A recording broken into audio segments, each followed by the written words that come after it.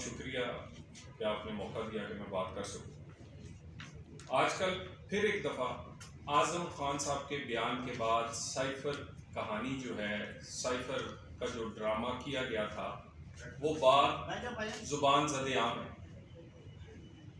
یہ سائفر سے پہلے بھی اس سائفر کی کہانی سنانے والا جو ہے یہ کئی جرائم کر چکا ہے، مگر پاکستان کی 75 سال کی تاریخ میں اتنا بڑا لاڈلا پلس جو ہے نا آج تک نہیں آیا۔ اولاد کا معاملہ ہو کیس نہیں چل سکتا، فورن فنڈنگ کا معاملہ ہو کاروائی نہیں ہو سکتی، توشہ خانہ کھا جائے کوئی پوچھ نہیں سکتا۔ اس کے بعد آپ کرپشن کی داستانیں ہو کے پی کے میں اور وفاق کی حکومت کی، پشاور بی آر ٹی سے لے کر سونامی ٹری تک کوئی بندہ پوچھ نہیں سکتا۔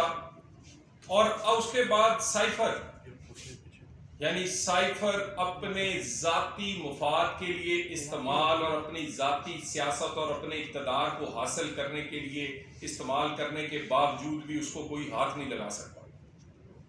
وہ بڑا مشہور ایک ڈائلاگ تھا ایک فلم کا کہ ایک مچھر نے آدمی کو ہجڑا بنا دیا، اور یہاں پر ایک لاڈلے چور اور جھوٹے نے نظام انصاف کو لنگڑا اور لولا بنا دیا ہے۔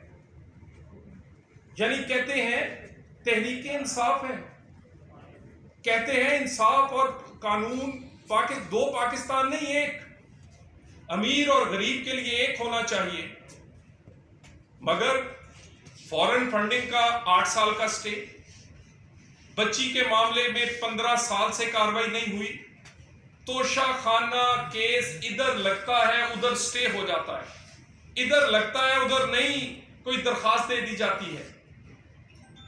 یعنی پورے کا پورا توشہ خانہ آپ کھا جائیں۔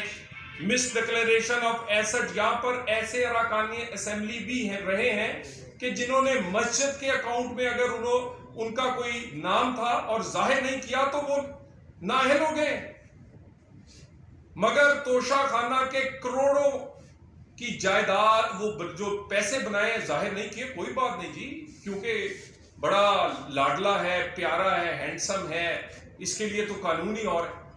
اور اب پھر سائفر، اور پھر فرماتے ہیں کہ جناب یہ تو سائفر میرے لیے نہیں آیا تھا، یہ تو باجوے کے لیے آیا تھا، یہ تو باجوے نے مجھے حکومت سے نکالا ہے۔ اور اگر باجوے نے نکالا تھا تمہیں حکومت سے تو ایوان صدر میں چھپ چھپ کے ملاقاتیں کیوں کرتے تھے؟ باجوہ کے کہنے پہ پنجاب اور کے پی کی اسمبلی کیوں توڑی؟ اس کے اشاروں پر بعد میں بھی کیوں ناچتے رہے اور اس کو تا حیات ایکسٹینشن دینے کے لیے کیوں تیار تھے؟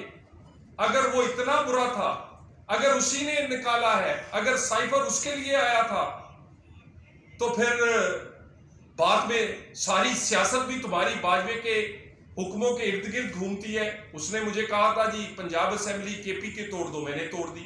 اس نے کہا ریزائن دے دو، میں نے ریزائن دے دیے۔ اس نے کہا تم اس کے بعد کہتے ہو تمہیں اس نے نکالا تھا۔ جھوٹ کا کوئی سر پاؤں نہیں ہوتے۔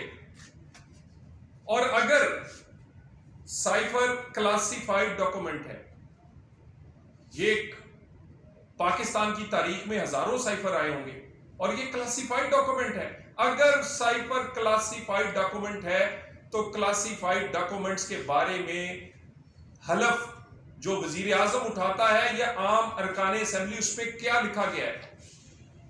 یعنی حلف توڑ دے کوئی، قومی مفاد کو نقصان پہنچا دے، لیکن پوچھا نہیں جا سکتا کیونکہ وہ بڑا لاڈلا ہے، بڑا پیارا ہے، اس کو ہاتھ نہیں لگایا جا سکتا۔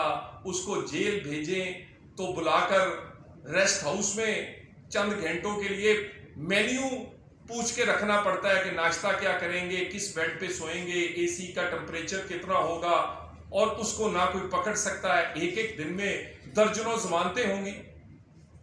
یعنی پاکستان کی تاریخ میں ایسا شاید ہی کسی نے دیکھا ہو کہ نظام انصاف کی یہ حالت ہو۔ لوگوں کے لیے عدالت صبح 8 بجے لگتی تھی، لیکن مصروف جلوس لے کے شام 8 بجے جاتے تھے، اور الحمدللہ تمام وہ ضمانتیں جو انہوں نے اپلائی کی ہوتی تھی اور اس کے علاوہ جو نہیں بھی کی ہوتی تھی وہ بھی ساتھ لے کر آتے تھے. اینٹ سے اینٹ بچا دیتی ہے. جوڈیشل کمیشن کی اس کا کوئی دروازہ کوئی کھڑکی نہیں توڑی, کوئی پوچھے والا نہیں. اسلام آباد کو آگ لگا دی, کوئی پوچھنے والا نہیں. توہین عدالت کا مقدمہ آج تک پینڈنگ ہے, لیکن وہ اس کے لیے کوئی پوچھے گا نہیں.